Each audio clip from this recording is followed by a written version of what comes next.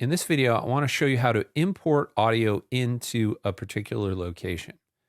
For this particular project, I am working with two dialogue editors and I'm doing some sound effects editing for it.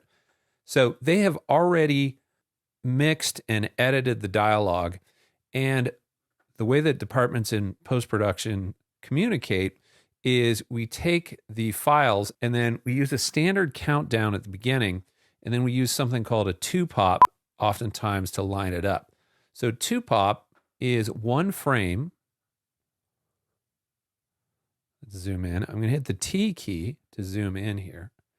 It is one frame of 1 kilohertz tone, 2 seconds before the first frame of action. So if my first frame of action is at 1 hour, then my two-pop is going to be at 00:59:58:00.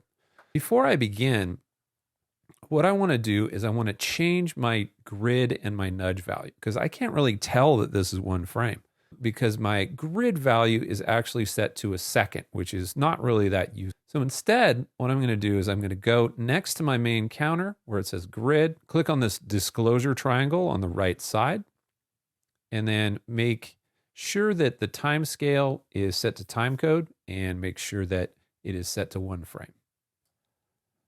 And I'm going to do the same thing with the nudge value. Make sure the time scale is set to timecode and the value is set to one frame. If I'm doing something higher resolution, I might go to half frame or a quarter frame, but this is fine for this project. So now you can see that the little two-pop is exactly one frame long. So that's an important idea that that is precise. So I'm going to zoom back out by hitting R.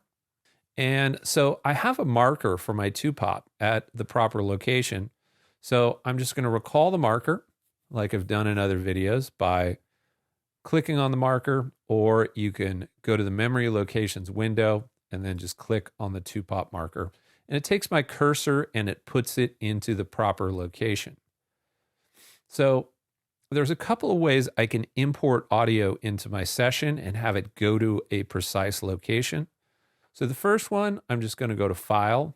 I'm going to go to Import Audio, or on a Mac, I can hit Command-Shift-I, and then on a PC, I would hit Control-Shift-I.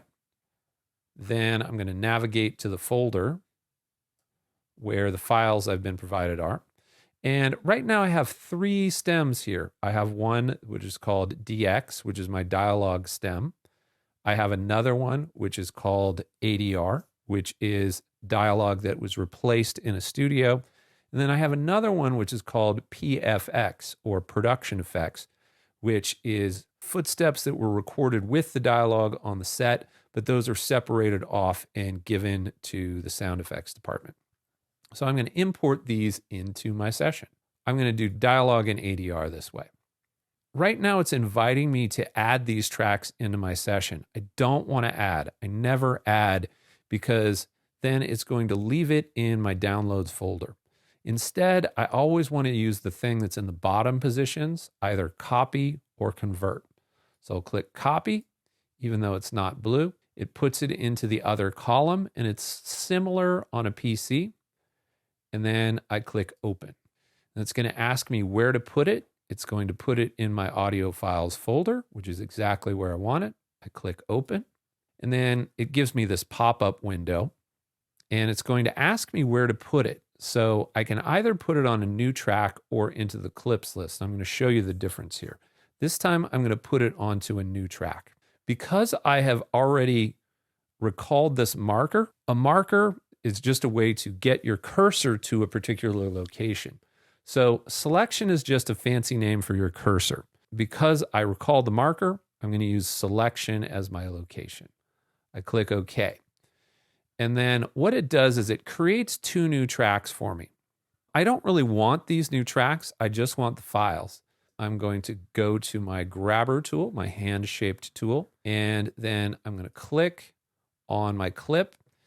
On a Mac, I would control drag this. On a PC, I would Windows or Start key drag this, and then just drag it down to my DX tracks. Those are my dialogue tracks. And then I'm going to do the same thing, both my dialogue and my ADR. So now those occupy my dialogue tracks. Now that I have these in my template, I can actually get rid of these tracks. So these tracks are still highlighted. I can just go to either track and delete for these blank tracks, or I could just right click them and go to delete this way. And then it deletes those tracks, and then I'm back to the beginning. So I'm going to zoom out. I'm going to hit R, and I can see that I have these completed stems. They are all lined up with my picture, and the beginning here is lined up at the 2-pop. So I have the 2-pops from the other audio editor and the other audio mixer,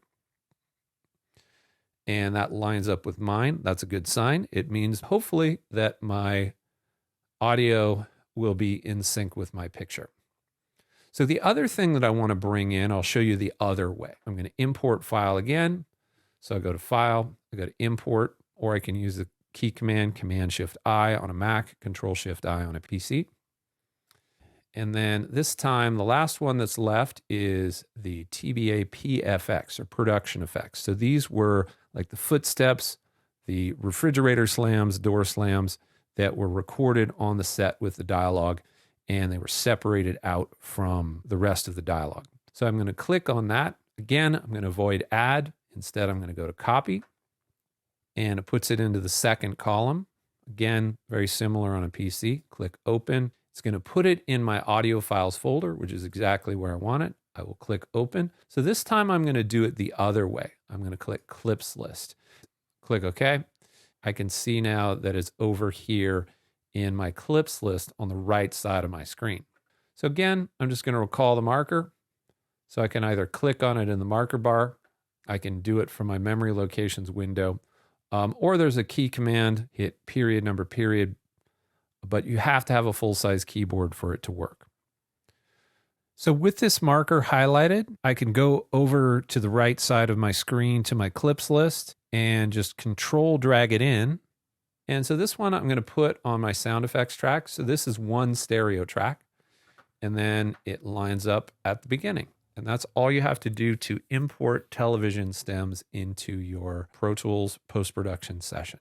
If you have any questions, feel free to reach out.